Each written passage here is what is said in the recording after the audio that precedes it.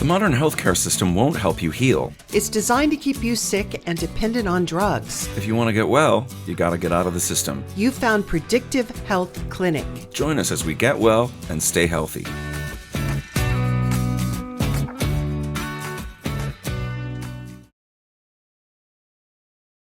Thanks for joining us, folks. You've found the Predictive Health Clinic podcast. My guest today is Dr. Cate Shanahan. I got to interview her with Dr. Ovadia on the Stay Off My Operating Table podcast, and I really liked what she had to say, which is why I've had her back. Dr. Cate, welcome. Hi, Jack. Thank you so much for inviting me onto your show. Like I said, I really loved what you had to say. As you know, we focus this show on a single actionable step, a single item of something that our listeners can do to predict, prevent, or recover from some particular health issue. So what one specific health issue do you want to address today? I want to talk about brain energy, because when you're eating the standard American diet, until you wean yourself off seed oils and, eat an ancestral diet the way I recommend people eat, your brain is not getting access to energy the way you need in order for you to function normally, not to even mention at your best. Oh boy, this is deep. This is complex. Okay. Normally I say, what got you interested in this? But I think I'd like you to expand on that answer. If you're not eating right, your brain's not getting what it needs. Go deeper. Yeah. So actually, those two questions are the same. What got me interested was realizing that when I changed my diet, my brain worked better. As a family medicine doctor, one of my main goals in helping people was to be able to help them lose weight. But people would come to me and they would say things like, I used to be able to lose weight. Now I just gain it. Something has changed about my metabolism. And I didn't learn any other answer other than maybe do a few thyroid tests, ask a few questions about family history. There was nothing leading to a specific metabolic change that could explain these feelings people, it was so common. Something has changed. And little did I know until I actually went through this myself, till years after I wrote my first book, Deep Nutrition, I realized that I had been suffering from the same metabolic disease. And that metabolic disease just manifests differently in everybody. But everybody who has the standard American diet as their baseline diet, full of seed oils, not enough nutrition, develops something very important to understand. It is called insulin resistance. And insulin resistance may make you hungry and gain weight so that you get hungry so that your brain gets energy. Because when you eat, the kind of foods that you'll crave while you're insulin resistant, they're going to be raising your blood sugar source as energy. I had the same thing. I had the same insulin resistance. All my biomarkers were bad. I wasn't overweight, but I was definitely insulin resistant. And the way it manifested in me was not to feel hungry all the time, but just to get low brain energy and to just be less. I didn't realize how much less I was performing as a human being, really, how much less I was present on the job and at home. But I did. You said something that triggered a thought with me that I haven't heard before. You can be insulin resistant and it not manifest as being overweight. It can manifest as not being, just lacking energy. Absolutely. So this is one of the key things that I write about in my latest book, Dark Calories. In chapter 3, I have a very crucial section that has I think, a revolutionary new way of understanding our metabolic health crisis that I call Dr. Cate's energy model of insulin resistance, the energy model of insulin resistance. So what that means is that insulin resistance isn't about too much sugar in your bloodstream. It's not about too much insulin in your bloodstream either. It's about not enough energy. And then all the rigmarole your body has to do. Back up. Run through that again. insulin resistance is about not enough cellular energy, because when you're eating a standard American diet with the seed oils and inadequate nutrition, your mitochondria that generate energy, that are like the key to having normal brain function, they don't work right unless they're burning sugar. That means you can't burn your body fat, and that means you get energy dips, and very often you get hungry. So we're talking about here something that is, like I say, it's a revolutionary idea. We're talking about the root cause of overeating, the root cause of obesity, and the root cause of mental illness being the same thing. I didn't have like overt mental illness, but I definitely had underperforming brain, because I would get just tired. I would come home from work, like the thing that I really noticed improvements in once it went away was I used to come home from work. My husband would ask me a normal question like, how was your day? What did you do? And my mind would go blank. And this is at the end of the day when, 4, 5, 6 o'clock, we all have that energy dip, or we do when we're insulin resistant, have that energy dip. I thought that was normal. I just thought it was my personality, where there was something wrong with me as a human being, because my mind would go blank and I could not have a normal conversation with my husband. And I would get frustrated. And of course, I would sometimes take it out. He would take it on himself. Like, why is she cranky with me? I was cranky. And, studies have shown that when your blood sugars drops, you get cranky. I thought it was me. It was my metabolism all along. I had insulin resistance. It was just giving me brain symptoms of low performing brain, low brain energy. That's really the best term for it. But that describes people who have anxiety, feel that. People who have serious mental illnesses like bipolar disorder, major depression, they describe that. People with ADD describe that. This is a universal root cause of so many brain disorders that are destroying people's sense of self and well-being and connectedness to their friends and their family. And it is so amazing what happens when you get the seed oils out of your diet and improve your nutrition, then you improve your metabolism, and you improve your brain function. And yes, it helps you lose weight too, because you won't have those energy dips that, if you have a weight problem, also make you insatiably hungry.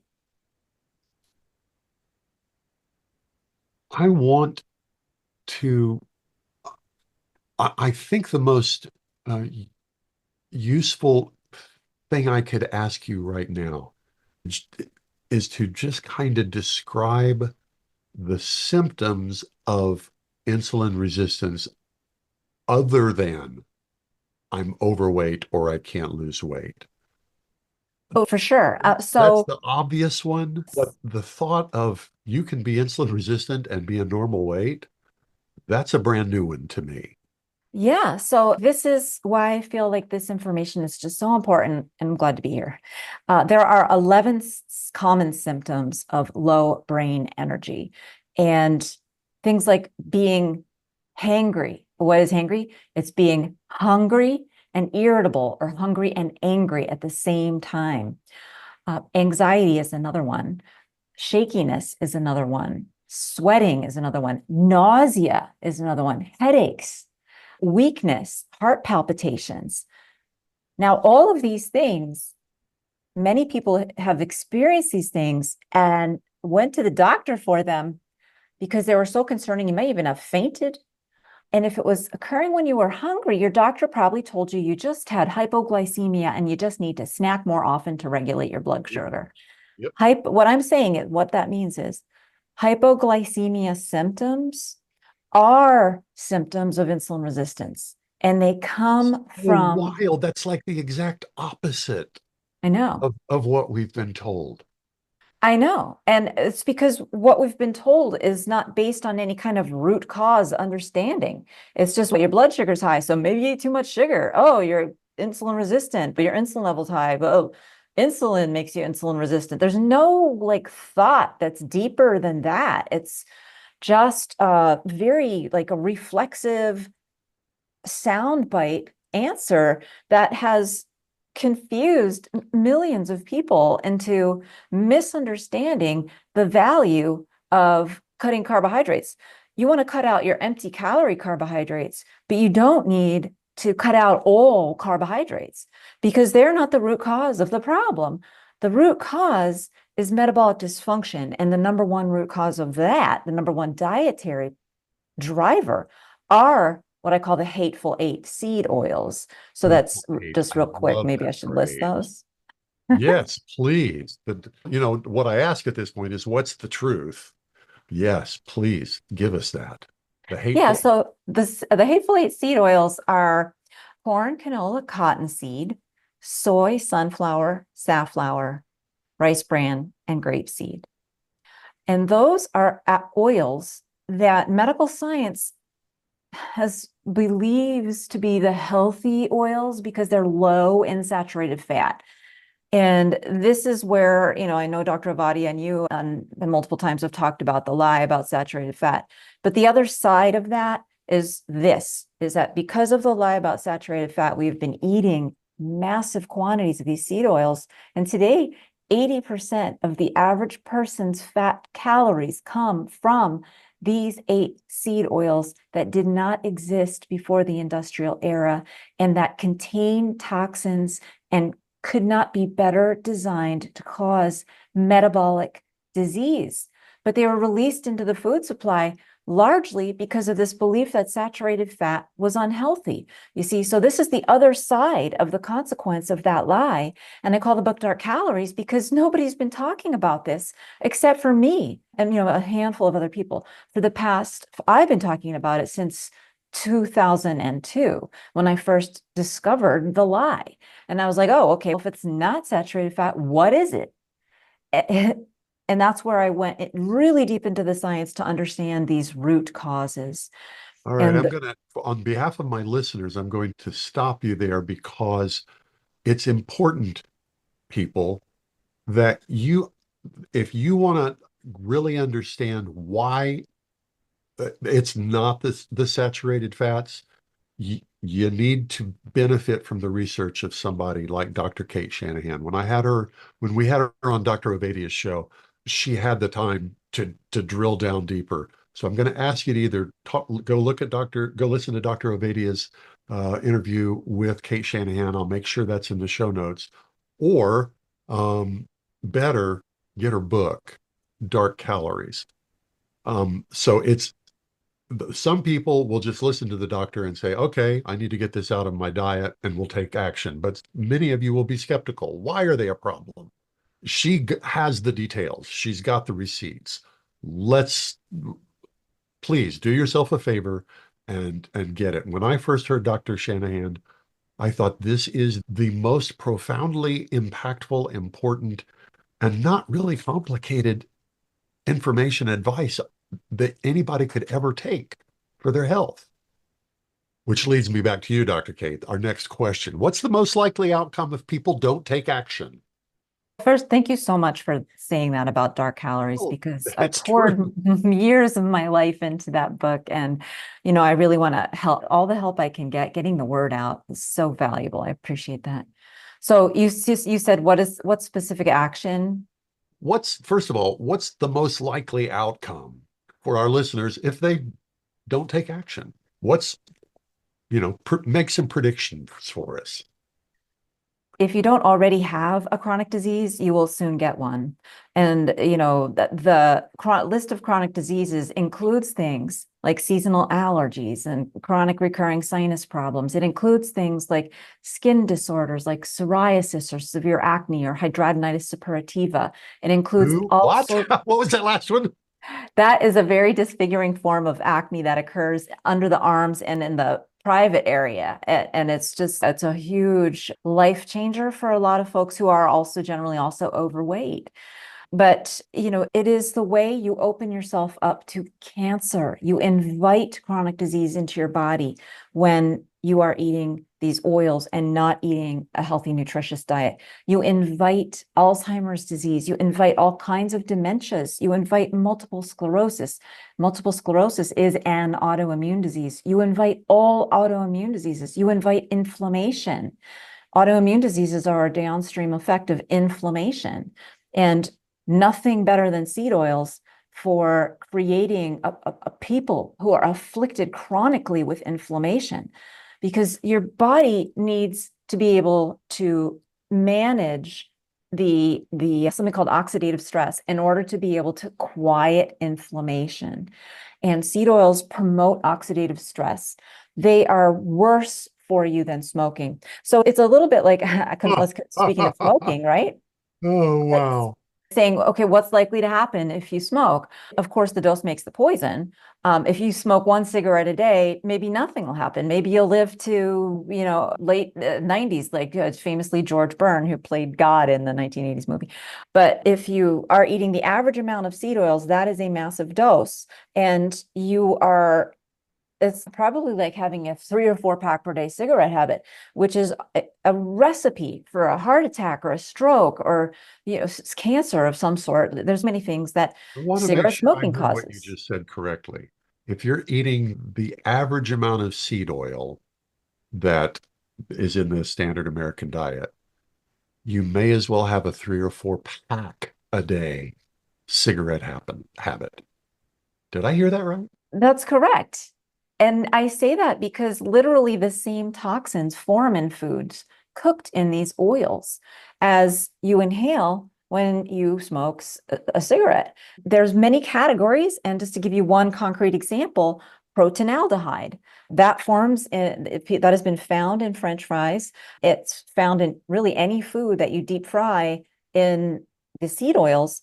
And it's also one of the main toxic components of cigarette smoke, one of the main carcinogenic components. But there's many in cigarette smoke, and there's many in French fries.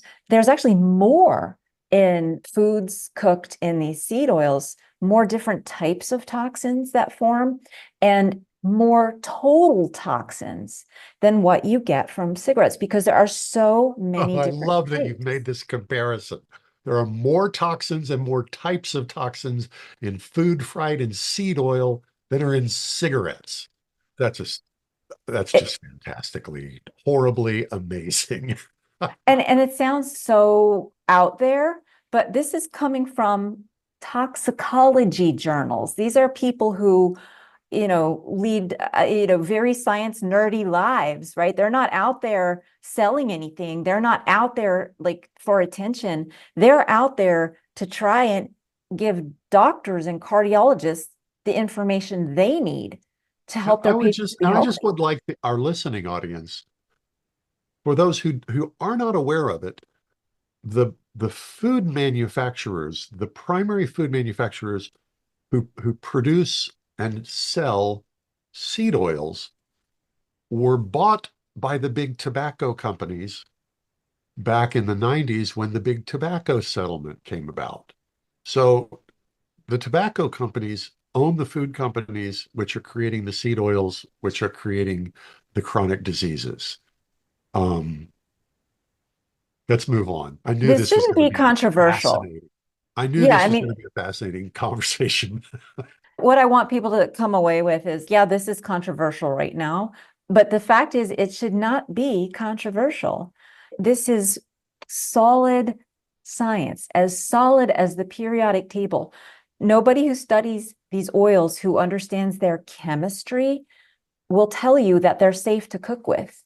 And I've spoken with people inside the oil industry who say, I wish the American Heart Association would ask me, or really any food toxicologist like me, what fat people should be cooking with, because we really should be cooking with more stable saturated fats, like what we used to do, the tallows and the butters and all the things that are, these forbidden foods that are really no longer in the food supply to any degree. I mean, butter, we're eating about half as much butter as we did 100 years Well, ago. I'm doing my best to make up for that shortfall, I would just like.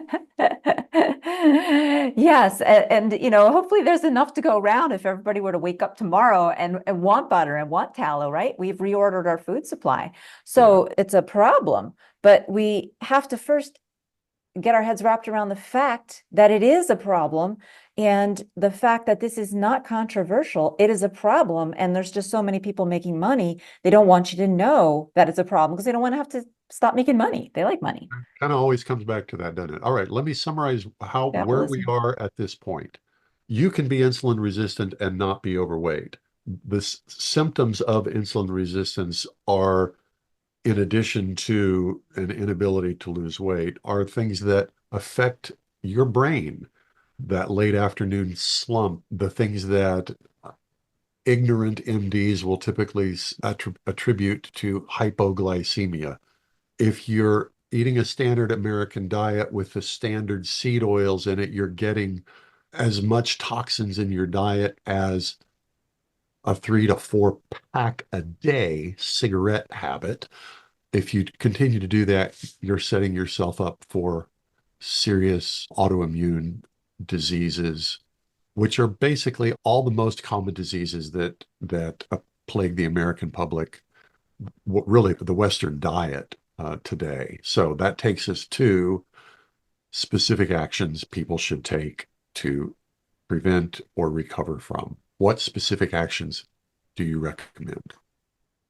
Number one thing, you gotta start reading ingredients labels so that you know what foods are delivering these toxic oils into your body. Number two, start taking control of the restaurant conversation and what you order. And you're going to unfortunately find that you've been eating a lot of seed oils. You know, the worst of the worst are the fried foods. And that includes deep fried and really anything that's been pan fried. So you want the things that are like braised or grilled, minimal oil exposure. So those are just two, important tips that'll help reduce your exposure to these. And I love that you named it the Hateful Eight. I love that you listed them almost entirely in alphabetical order. I want to see if I can redo it just from hearing you say it. There's 3 C's and 3 S's. There's cottonseed, corn, canola, right? Yep. So The 3 S's are sunflower, safflower. the biggie. Help me, help me. It's the biggie. Soy. Soy. Yes. And then the others are rice bran and grapeseed. Correct. You got it.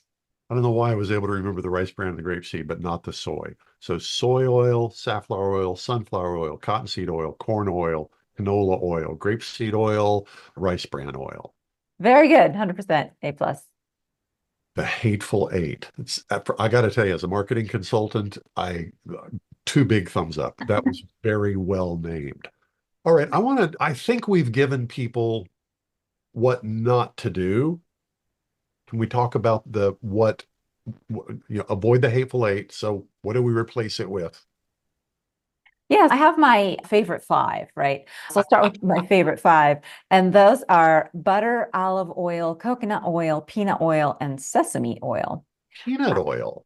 Yeah, all of these oils must be unrefined. Coconut oil must be unrefined. The peanut oil must be unrefined, because really the issue is that the refining is what destroys the nutrients and creates the toxicity. And this is a very important detail that is absolutely lost on medical science. And they just don't understand that the corn, canola, cottonseed, etc., are completely novel. We have never fed people oils that are inedible without refining. And when they are literally inedible, no one would eat it. It smells disgusting and it is truly toxic. So they clean out most of the toxins, but they also clean out many of the nutrients.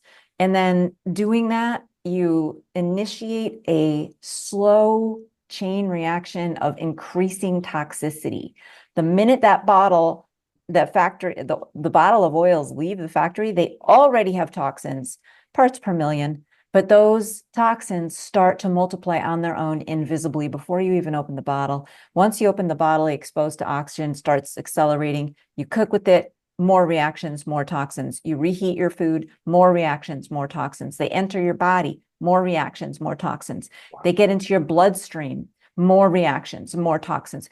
This is why seed oils are the most important thing in the food supply that you must avoid if you want to be healthy. They are more important than the pesticides, the herbicides, the artificial colorings, the microplastics. None of those things have this capacity to multiply in your food, in your frying pan, and in your physical body, and destroy your cell membranes and evaporate your body's arsenal of antioxidants and just obliterate your mitochondrial ability to generate energy normally. So that's how we go from the hateful eight toxic oils to low brain energy and just underperforming people. I myself was one, and I cannot tell you how much better my brain functions. I feel like I got, 30% more life just because my brain works and at least 30% better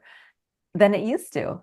And, my brain was, I'm not like down on my brain. I was somehow I got through medical school. I did good in medical school. I was, I wasn't just barely scraping by. So this is just imagine if you are achieving scholastically, just imagine how much better you would do if you had 30% more brain power. People have had their IQ improve by at least 15 points, which is a full standard deviation. Wow. Wow. Okay, at this point, we could just say thanks for being with us, and there is way more than enough for people to chew on, to take action on.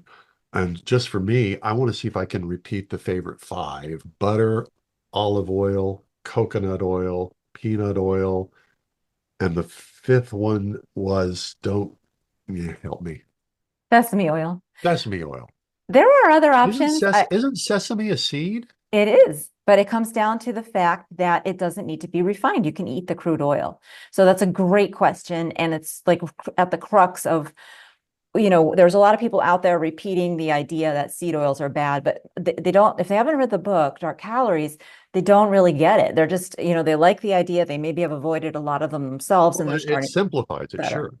Yeah. So like they're not the scientists behind it. I'm the scientist behind it. And people need to know that, because you got to know what the source of all this is. You got to know the real science. But there's actually at least 7 other oils. In the book, I list out the delightful dozen. And I just want to mention avocado oil because a lot of people are cooking with that. When it's unrefined, it's good. All right. I think I want to make sure that people go ahead and get Dark Calories. If it's not enough for you, if you're one of those people like me who wants to know why, not just what, Dark Calories will give you the why. Let's talk about your practice as a result of this new insight that you have. I'd like to hear some of the most common compliments and maybe some of the more common complaints that you get from your patients, from your clients. Yeah, okay, we'll start with the bad first. The bad is, oh my gosh, there's a lot of foods I don't get to eat anymore. But that's true, but that's only because our food supply is so contaminated. There's literally nothing that's like a food you would want to eat that can't be made without those oils, including people's favorites like French fries. And you can find restaurants now that are cooking them in tallow. You can make them yourself at home. So that's like the downside. You have to do more work. It takes longer to get, habit change is always hard. And this is a big habit because the whole world is trying to shove these oils into your body and make you sick. Wildly profitable for the people who make them. Yes. But the upside is people are like, oh my God, I don't believe how much better I feel. I never thought I could feel better. Nothing has worked for me to help X, right? Whatever it was. Very often it centers around brain energy or hunger or cravings or addiction. And so people, when you alleviate the brain energy, you very often find you have a new relationship with food, and you might have had food addictions that now you can start to take steps to alleviate by working with a good therapist.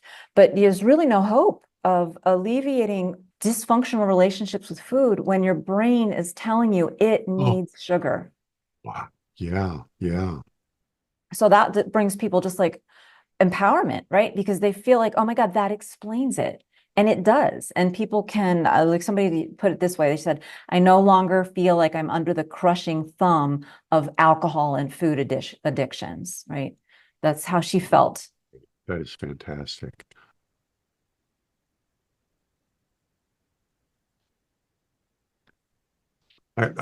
I try to keep this show tight. So we're gonna close it out, finish up. If you could deliver just one message about health, and the place you had to deliver that message was on a billboard. You've got 8 words or less. What would those words be?